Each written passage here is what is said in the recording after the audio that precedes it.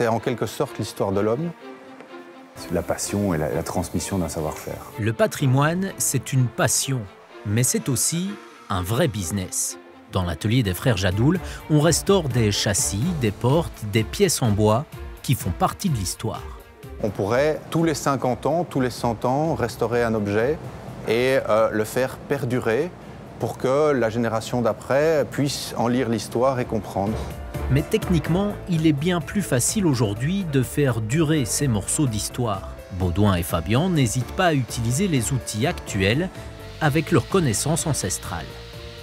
On est des artisans, mais on ne vit pas comme des hommes préhistoriques. Ici, le menuisier, il a à disposition toute une série de machines qui sont des machines manuelles ou des machines numériques carrément. Grâce aux machines, on élabore dans le temps des projets qui, il y a 200 ans, étaient impossibles sur des échéances comme on fait maintenant. Tout ça améliore totalement le confort du travailleur. Direction maintenant l'atelier des frères Slegers. Ici, le patrimoine est automobile, des voitures de plus de 40 ans minimum, et les techniques de Tristan ont le même âge. Nous, on s'adresse parfois à des clients qui viennent faire restaurer des voitures qui, économiquement, entre guillemets, ne valent pas le coup. Mais voilà, c'est plutôt des passionnés qui veulent un travail durable, fait à l'origine jusqu'au bout des choses. Et parfois, on passe 100, 200, 3, parfois même jusqu'à 1000 heures de travail pour refaire les choses correctement. Je trouve ça intéressant que la mécanique à l'ancienne soit encore appliquée sur le terrain, pratiquée, et qu'on continue de maintenir les voitures comme elles étaient sans les moderniser. Ça nous plaît d'aller vraiment refaire à l'ancienne. Exactement, retrouver comment c'était fait à l'origine, dans l'idée de faire un travail durable. La plus-value d'SLG, c'est d'ailleurs son artisanat. Les pièces de carrosserie, par exemple, partent d'une simple tôle qui est découpée, modelée, soudée, et puis qui remplace la pièce initiale. Donc on reforme des pièces à la main pour être exactement faites comme à l'origine, et on reproduit les techniques dès l'époque. Si on restaure une voiture des années 20, mais on ne va pas aller souder avec des techniques modernes là-dessus. Donc on soude au chalumeau, bord à bord, comme on faisait à l'ancienne. Et c'est vrai que c'est des techniques qui n'existent plus en carrosserie moderne. Parfois, on fait des pièces pour une MG, pour une Triumph, qui sont faites à Taïwan à 10-12 €. Il arrivera toujours quelqu'un qui me dira « Mais pourquoi tu fais ça? Ça ne sert à rien de faire ça, tu peux l'acheter 12 € à Taïwan. » C'est un peu comme dire que ça ne sert à rien d'avoir des artisans boulangers parce qu'on peut acheter du pain industriel en grande surface. Mais attention, l'artisanat, le patrimoine n'est pas figé.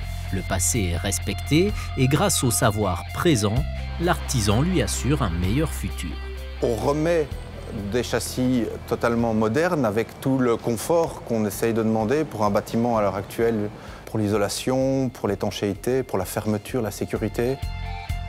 On arrive à avoir quelque chose de vraiment très performant, plus performant que l'origine, puisqu'on va un peu améliorer certaines petites imperfections pour qu'elles perdurent encore plus longtemps. Non seulement on va parler de tout ce qui est conservation et restauration du patrimoine pour le transmettre aux générations futures, mais on a un budget de 55 millions quand même qui est dédié. Il faut aussi penser avec le développement durable. Donc tous les bâtiments anciens, il y en a de plus en plus. D'ailleurs, des bâtiments modernes deviennent anciens et doivent aussi être restaurés. Donc il y a toujours du travail en patrimoine. Et en plus de cela, il y a toujours une pénurie de main-d'œuvre dans le patrimoine. Ces compétences sont rares et très demandées.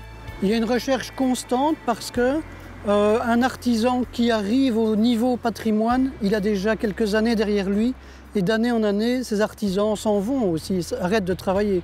Donc le grand défi, c'est de trouver des jeunes qui apprennent ce métier, qui ont le goût du patrimoine et le goût de l'histoire et qui se lancent dans la restauration. C'est une main-d'œuvre qui est très spécialisée, qui est parfois un métier de niche, mais qui est une main-d'œuvre à haute valeur ajoutée qui est non délocalisable. Rien qu'en construction, avec plus de 5000 biens classés et sans compter les milliers d'anciennes voitures, le patrimoine wallon génère de l'emploi et le fera encore à l'avenir. Il y a beaucoup de voitures qu'on restaure maintenant qui ne vont jamais finir à la casse. C'est concevable, avec ce qu'on a ici, de faire un châssis qui a 300-400 ans. Je pouvais entendre quelqu'un dans 50 ans me dire que ce que j'ai fait en 2020, c'était la même qualité que ce qui a été fait dans les années 30. C'est bon, je peux mourir heureux là.